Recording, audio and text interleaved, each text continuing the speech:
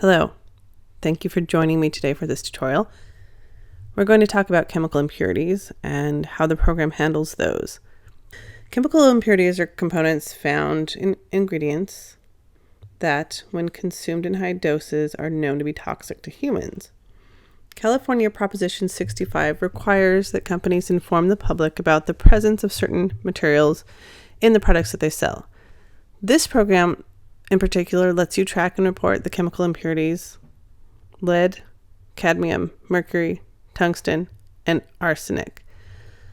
And it highlights when the amounts in your formula exceed the safe harbor as laid out in Prop 65, the safe limit.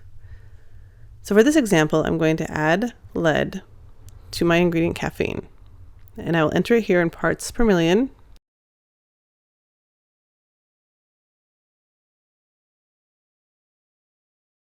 And then save that, close it, go over here and open the formula that contains the caffeine.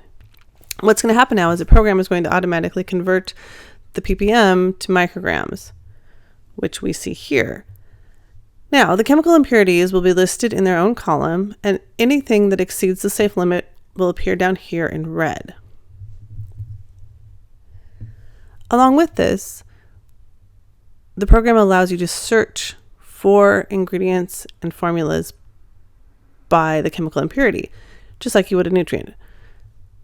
In this example, I'm going to search for lead, search for anything that has more than 0 parts or 0 micrograms of lead.